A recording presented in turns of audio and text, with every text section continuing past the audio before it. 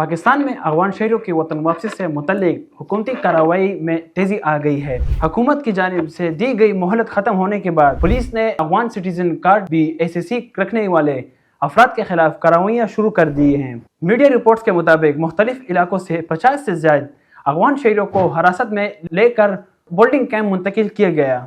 حکام کا کہنا ہے کہ قانونی کارروائی مکمل ہونے کے بعد ان افراد کو افغانستان واپس بھیجا جائے گا۔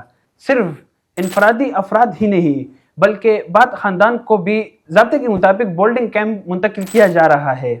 یاد رہے کہ حکومت نے غیر قانونی طور پر مقیم غیر ملکیوں اور افغان مہاجرین کا مرحلہ اور وطن واپسی کا منصوبہ بنایا تھا، جس کے تحت POR اور ACC کارڈ ہولڈرز کو 30 جون تک رضا کارانہ واپسی کی مہلت دی گئی تھی۔ محکمہ داخلہ کے مطابق اب تک 5,62,659 افغان شہری پاکستان سے واپس جا چکے ہیں، جن میں 40,221 افغان سٹیزن کارڈ ہولڈرز بھی شامل ہیں۔ حکام کے مطابق سرحد گزرگاہوں پر واپسی کے لیے ضروری انتظامات کیے گئے ہیں، جبکہ حکومتی پالیسی کے تحت غیر قانونی اور عارضی قیام پذیر غیر ملکیوں کے خلاف کارروائیاں آئندہ بھی جاری رہیں گی۔ اس خبر پر مزید اپڈیٹس کے لیے ہمارے ساتھ رہیے۔